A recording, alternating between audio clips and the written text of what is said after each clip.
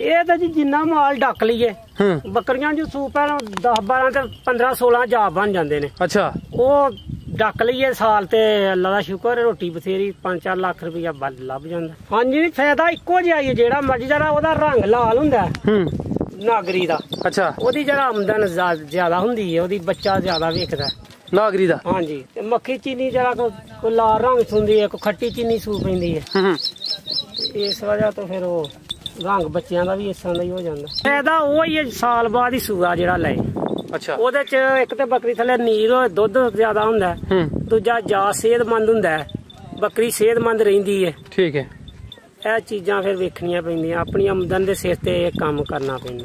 अस्सलाम वालेकुम। ਵਾਲੇਕੁਮ ਸਲਾਮ ਜੀ। प्यारे अंकल जी की हाल है ਤੁਹਾਡਾ? ਖੈਰ ਠੀਕ ਠਾਕ ਅੱਲਾ ਦਾ ਸ਼ੁਕਰ। जनाब ਦਾ ਕੀ ਨਾਮ ਹੈ? ਮੁਹੰਮਦ ਅਰਸ਼ਦ ਜੱਟ। जट साहब इलाका ਕਿਹੜਾ ਜੇ?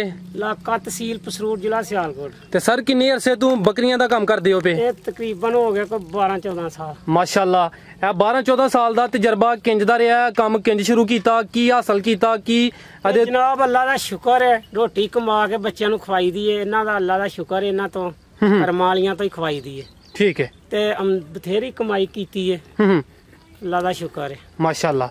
ਤੇ ਤੁਸੀਂ ਜਦੋਂ ਸਾਰਾ ਕੰਮ ਦਾ ਆਗਾਜ਼ ਕੀਤਾ ਸੀ ਕਿੰਨੇ ਕੁ ਜਾਨਵਰਾਂ ਤੋਂ ਕੀਤਾ ਸੀ?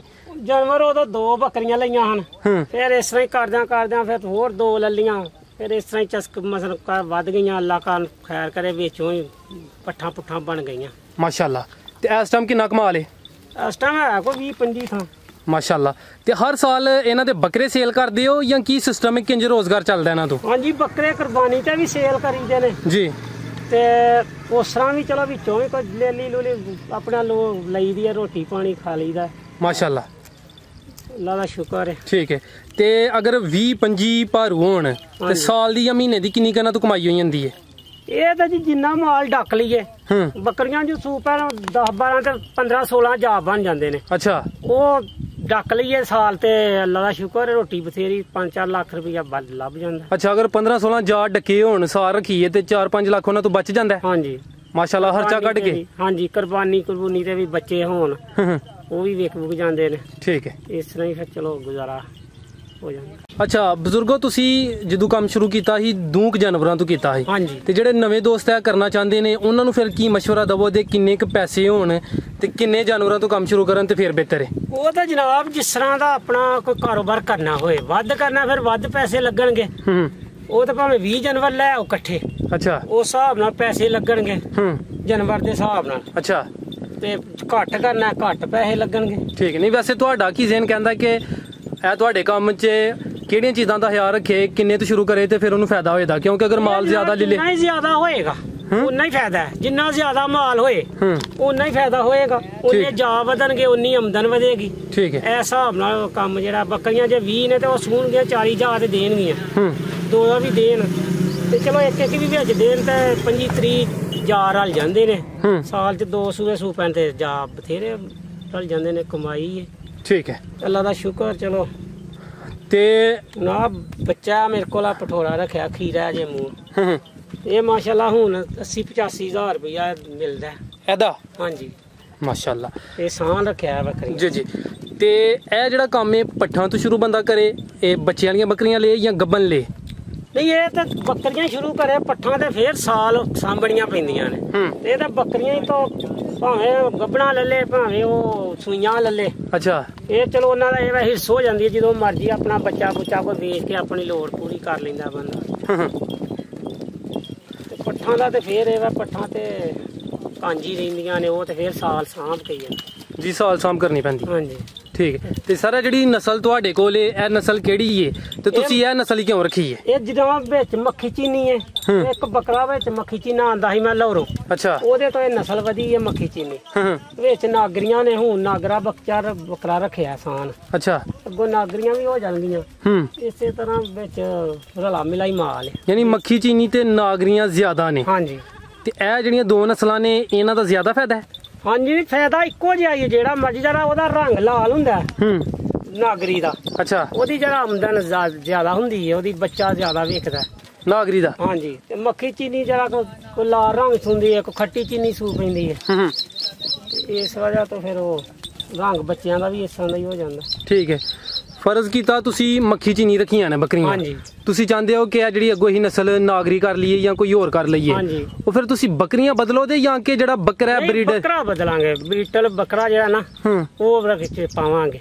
ਅੱਛਾ, ਬੀਟਲ ਉਹ ਬੱਕਰੇ ਤੋਂ ਫਿਰ ਨਸਲ ਵਧੇਗੀ। ਅੱਛਾ, ਯਾਨੀ ਕਿ ਨਸਲ 'ਚ ਫਿਰ ਅਹਿਮ ਕਿਰਦਾਰ ਜਿਹੜਾ ਉਹ ਬੱਕਰੇ ਦਾ। ਬੱਕਰੇ ਦਾ, ਠੀਕ ਹੈ। ਹਾਂਜੀ। ਫਿਰ ਸਰ ਜਿਹੜਾ ਚੰਗਾ ਬੱਕਰਾ ਹੈ ਉਹਦੇ ਮੁਤਲਕ ਵੀ ਕੋਈ ਦੱਸੋ ਚਾਹੁੰਦੇ ਇੱਕ ਗੱਲਾਂ ਕਿ ਇਹ ਬੱਕਰਾ ਚੰਗਾ ਹੁੰਦਾ ਹੈ? ਬੱਕਰੇ ਜਨਾਬ ਚੰਗੇ ਹੀ ਨੇ ਸਾਰੇ, ਅੱਲਾ ਖੈਰ ਕੀ ਦਿੱਤੇ। ਬੱਕਰਾ ਚੰਗਾ ਜਿਹੜਾ ਉਹ ਤੇ ਹੁਣ ਬੜੇ ਮਹਿੰਗੇ ਨੇ। ਅੱਛਾ, ਵੱਧ ਤੋਂ ਵੱਧ ਬੱਕਰੇ ਨੇ, ਵੱਧ ਤੋਂ ਵੱਧ ਜਿੰਨੇ ਮਰਜ਼ੀ ਪੈਸੇ ਖਰਚ ਲਓ। ਬੱਕਰਾ ਕੱਲ ਵੀ ਕਿਹਾ 1.5 ਲੱਖ ਦਾ ਬੀਤਲ। ਅੱਛਾ, ਉਹ ਵੀ ਬੱਕਰਾ ਹੀ। ਠੀਕ ਹੈ।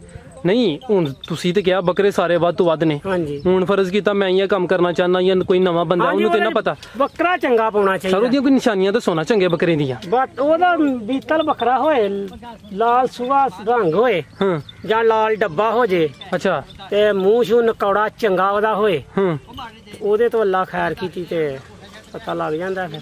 ਤੇ ਜਿਹੜਾ ਦੋਸਤ ਚਾਹੁੰਦਾ ਕਿ ਉਹ ਜਿਹੜੀਆਂ ਘਰ ਦੀਆਂ ਬੱਕਰੀਆਂ ਨੇ ਉਹਦੇ ਤੋਂ ਜਿਹੜਾ ਬੱਕਰਾ ਤਿਆਰ ਕਰੇ, ਤੇ ਛੋਟਾ ਬੱਕਰਾ ਕਿੰਨੇ ਸਾਲ ਵਿੱਚ ਤਿਆਰ ਹੋ ਜਾਂਦਾ ਹੈ ਤੇ ਉਹਦੀ ਚੰਗੀ ਤਿਆਰੀ ਕਿੰਜ ਹੁੰਦੀ ਹੈ? ਛੋਟਾ ਬੱਕਰਾ ਜਿਹੜਾ ਉਹ ਤਕਰੀਬਨ ਸਾਲ 'ਚ ਬੱਕਰੀਆਂ ਜਿਹੜਾ ਸਾਲ ਬਾਅਦ ਲਾਉਣ ਦਾ ਪੈਂਦਾ, ਬੱਚਾ ਤਿਆਰ ਕਰਦਾ। ਉਹਨੂੰ ਇਹ ਹੀ ਉਹਦੀ ਸੇਵਾ ਕਰੋ, ਦੁੱਧ ਬੱਕਰੀ ਪਿਆਓ ਖੁੱਲਾ ਜਿੰਨਾ ਪੀ ਸਕੇ, ਤੇ ਦਾਣਾ ਫੱਕਾ ਵੀ ਨਾਲ ਖਾਏ ਤੇ ਦੁੱਧ ਪੀਵੇ ਤੇ ਬੱਕਰਾ ਸਾਲ। ਆ ਮੇਰਾ ਜੇ ਸਾਲ ਦਾ ਨਹੀਂ ਹੋਇਆ, 9 ਮਹੀਨਿਆਂ ਦਾ ਹੋਇਆ। ਤੇ ਇਹਨੂੰ ਮਾਸ਼ਾਅੱਲਾ ਕਿੰਜ ਤਿਆਰ ਕੀਤਾ ਜੇ? ਇਹਨੂੰ ਦੁੱਧ ਸ਼ੁੱਧ ਹੀ ਪਿਆਇਆ ਬੱਕਰੀਆਂ 2-3 ਦਾ, ਤੇ ਦਾਣਾ ਫੱਕਾ ਵੀ ਨਾਲ ਪਾਈਦਾ। ਬੱਕਰੀ ਜਿਹੜੀ ਉਹਦੀ ਆਪਣੀ ਮਾਂ ਸੀ ਉਹਦਾ ਪੂਰਾ ਨਹੀਂ ਹੋਇਆ, ਤੁਸੀਂ ਕਹਿ ਰਹੇ 2-3 ਦਾ ਪਿਲਾਇਆ? ਬੱਕਰੀ ਉਹਦਾ ਪੂਰਾ ਸੀ, ਜਦੋਂ ਜਵਾਨ ਹੋ ਗਿਆ ਫਿਰ ਉਹ ਜ਼ਿਆਦਾ ਪਿਆਈਦਾ ਸੀ। ਅੱਛਾ, ਹਾਂਜੀ। ਕਿੰਨੇ ਮਹੀਨੇ ਤੱਕ ਪਿਲਾਇਆ ਜੇ ਦੁੱਧ ਨੂੰ? ਤਕਰੀਬਨ ਦੁੱਧ ਤੇ ਹੁਣ ਵੀ ਚਲੋ ਪਿਆਈਦਾ, ਤੇ ਉਸ ਤਰ੍ਹਾਂ ਬੱਕਰੀ ਥੱਲੇ ਇਹਨੇ ਪੀਤਾ ਕੋਈ 6-7 ਮਹੀਨੇ।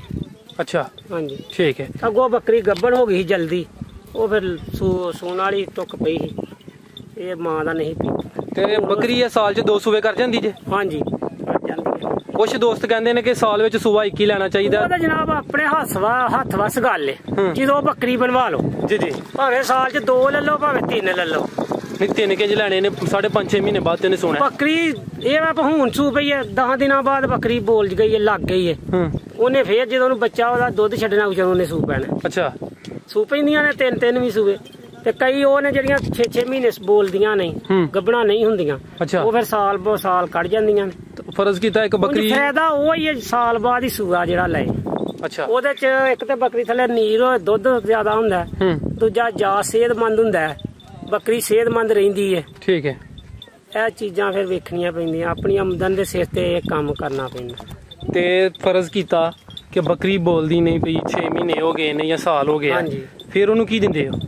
ਉਹਨੂੰ ਇਹੋ ਲੂਣ ਤੋਂ ਕਿਤੇ ਦੇੜਿਆ, ਦੂਸਰੇ ਤੀਸਰੇ ਦਿਨ ਚਮਚਾ 2 ਚਮਚੇ ਜੀਰੀ ਦੇ ਲਈ, ਮਰਚਾਂ ਦੇ ਲਈਆਂ, ਇਸ ਤਰ੍ਹਾਂ ਗਰਮ ਕੋਈ ਸ਼ੈ ਦੇ ਦੇ। ਅਵਲ ਤੇ ਬੱਕਰਾ ਹੋਏ ਤੇ ਬੱਕਰੀ ਆਪੇ ਹੀ ਬੋਲ ਜਾਂਦੀਆਂ ਨੇ। ਠੀਕ ਹੈ, ਕੋਈ ਸ਼ੈ ਦੇਣ ਦੀ ਜ਼ਰੂਰਤ ਨਹੀਂ। ਕੋਈ ਮਸਾਲਾ ਵੀ ਤਿਆਰ ਕੀਤਾ ਜੇ? ਹਾਂਜੀ, ਮਸਾਲਾ ਵੀ ਹੁੰਦਾ। ਉਹ ਜਿਹੜਾ ਕੋਈ ਮਸਾਲਾ ਤਿਆਰ ਕੀਤਾ ਜੇ ਜਿਹੜਾ ਉਹਨਾਂ ਨੂੰ ਦਿੰਦੇ ਹੋ, ਉਹ ਤੇ ਦੱਸੋ ਕਿਹੜੀਆਂ ਚੀਜ਼ਾਂ ਦਾ ਬਣਾਉਂਦੇ ਹੋ ਤੇ ਕਿੰਨੇ ਦਿਨ ਬਾਅਦ? ਕਾਲੀ ਮਿਰਚ ਹੁੰਦੀ ਹੈ, ਮੋਟੀ ਇਲਾਚੀ, ਤੁੰਮਾ, ਲੌਂਗ, ਇਹ ਮਸਲ ਜੀ ਕਾਲੀ ਜੀਰੀ ਤੇ ਇਹੋ ਜੀਆਂ ਮਗਜ਼, ਇਹੋ ਜੀਆਂ ਵਾਵਾ ਚੀਜ਼ਾਂ ਵਿੱਚ ਪਾ ਲਈ ਦੀਆਂ ਨੇ। ਠੀਕ ਹੈ, ਜਿਹੜੀਆਂ ਫਿਰ ਹੋ ਗਈਆਂ। ਤੇ ਇਹ ਜਿਹੜਾ ਮਸਾਲਾ ਹੈ ਗਰਮੀ 'ਚ ਕਿੰਨੇ ਦਿਨ ਬਾਅਦ ਦੇਣਾ ਹੈ ਤੇ ਸਰਦੀ ਵਿੱਚ ਕਿੰਨੇ ਦਿਨ ਬਾਅਦ? ਸਰਦੀ 'ਚ ਤਾਂ ਭਾਵੇਂ ਤੀਸਰੇ ਦਿਨ ਦੇ ਦੋ ਚਮਚਾ 2-2 ਚਮਚੇ, ਤੇ ਗਰਮੀ 'ਚ 8 ਦਿਨੀ। ਠੀਕ ਹੈ। ਅੱਜ ਕੱਲ ਗਰਮੀ ਹੈ, ਕੁਛ ਬੱਕਰੀਆਂ ਅੱਜ ਕੱਲ ਤੇ ਦਈ ਦਾ ਹੀ ਨਹੀਂ ਮਸਾਲਾ। ਠੀਕ ਹੈ, ਫਰਜ਼ ਕੀਤਾ ਕੁਛ ਬੱਕਰੀਆਂ ਜੇ ਗਰਮੀ ਕਰਦੀਆਂ ਨੇ ਪਈਆਂ, ਉਹਨਾਂ ਨੂੰ ਫਿਰ ਕੀ ਦਿੰਦੇ ਹੋ? ਉਹਨਾਂ ਨੂੰ ਵੇਸਣ ਦਾ ਪਾਣੀ, ਸ਼ੱਕਰ ਪਾ ਕੇ ਵਿੱਚ ਵੇਸਣ ਦਾ ਪਾਣੀ, ਸੁਬਾਹ ਪਿਆਓ ਸ਼ਾਮੀ ਪਿਆਓ, ਉਹ ਚੰਗਾ। ਉਹ ਚੰਗਾ, ਉਹ ਗਰਮੀ ਨਾ ਮੰਨਦਾ, ਠੰਡ ਪਾਣੀ ਜ਼ਿਆਦਾ ਪੀਣਗੀਆਂ, ਉਹਦੇ ਨਾਲ ਬੱਕਰੀ ਦੇ ਅੰਦਰ ਠੰਡ ਪੈ ਜਾਏਗੀ ਤੇ ਗਰਮੀ ਘੱਟ ਮੰਨੇਗੀ। ਤੇ ਅਗਰ ਦੁੱਧ ਵਧਾਉਣਾ ਹੋਏ ਬੱਕਰੀ ਦਾ, ਤੇ ਫੇਰ ਬੱਕਰੀ ਦਾ ਦੁੱਧ ਵਧਾਉਣਾ ਹੋਏ ਉਹ ਫਿਰ ਆਪਣਾ ਦਾਣਾ ਛਾਣਾ ਹੀ ਹੈ, ਉਹਨੂੰ ਪਾਓ ਜਿੰਨਾ ਪੈਣਾ। ਦਾਣਾ ਚੰਗਾ ਫਿਰ ਦੁੱਧ ਵਧਾਉਣ ਵਾਸਤੇ ਵੀ? ਹਾਂਜੀ, ਠੀਕ ਹੈ। ਮਸਾਲਾ ਵੀ ਹੁੰਦੇ ਨੇ, ਕੋਈ ਅਸੀਂ ਤੇ ਨਹੀਂ ਜਿੱਦਾਂ ਨਾ ਕਦੀ ਵਧਾਉਂਦੇ, ਉਸਤਾਦ ਜਿਹੜੇ ਨੇ ਉਹ ਵਧਾਉਂਦੇ ਨੇ। ਠੀਕ ਹੈ। ਤੇ ਬਾਹਰ ਦੀ ਸਿਰ ਤੇ ਰੱਖਣਿਆ ਬੱਕਰੀਆਂ, ਬਾਹਰ ਹੀ ਚਰਾਨ ਕਰੀ ਦੀ ਹੈ, ਏਦਾਂ ਨਹੀਂ, ਘਰ ਵੀ ਨਹੀਂ ਮਤਲਬ ਪਾਈ ਦਾ ਦਾਣਾ ਛਾਣਾ। ਠੀਕ ਹੈ। ਤੇ ਜਿਹੜੇ ਦੋਸਤਾਂ ਵੀਡੀਓ ਵੇਖਦੇ ਨੇ ਪਏ, ਉਹ ਵੀ ਇਹ ਕੰਮ ਕਰਨਾ ਚਾਹੁੰਦੇ ਨੇ, ਉਹਨਾਂ ਨੂੰ ਕੀ ਮਸ਼ਵਰਾ ਦੇਵੋ? ਮਸ਼ਵਰਾ ਤੇ ਅਸੀਂ ਇਹੀ ਦਾਂਗੇ, ਕੰਮ ਤੇ ਚੰਗਾ, ਜੇ ਕੋਈ ਕਰਨ ਵਾਲਾ ਹੋਏ ਤੇ ਇਹਦੇ ਮਗਰ ਖੇਚਲ ਮਸਲ ਬੜੀ ਹੈ, ਖੇਚਲ ਨਾਲ ਹੀ ਇੱਕ ਹੁੰਦਾ, ਤੇ ਬਾਹਰ ਸਾਰੀ ਦਿਹਾੜੀ ਚਰਾਂਦ ਕਰਨੀ, ਬੱਕਰੀਆਂ ਨੂੰ ਫੇਰਨਾ, ਪਾਣੀ ਡਾਉਣਾ, ਤੇ ਇਹ ਫਿਰ ਖੇਚਲ ਨਾਲ ਇਹ ਕੰਮ ਸਾਰੇ ਹੁੰਦੇ ਨੇ। ਠੀਕ ਹੈ। ਤੇ ਤੁਹਾਡਾ ਕੋਈ ਰਾਬਤਾ ਨੰਬਰ ਹੈ ਵੀ, ਅਗਰ ਕੋਈ ਦੋਸਤ ਕੋਈ ਜਾਨਵਰ ਲੈਣਾ ਚਾਹੁੰਦਾ ਹੈ ਜਾਂ ਕੋਈ ਮਾਲੂਮਾਤ ਲੈਣਾ ਚਾਹੁੰਦਾ ਹੈ? ਹਾਂਜੀ, ਫੋਨ ਨੰਬਰ ਹੈ ਜੀ ਸਰ, ਬੋਲ ਦਿਓ। 0342 46 81 865। ठीक है, बहुत शुक्रिया सर, तुसी अपना कीमती वक्त दिता है, बड़ी अच्छी हम गुफ्तगू की है। अल्लाह हाफिज़।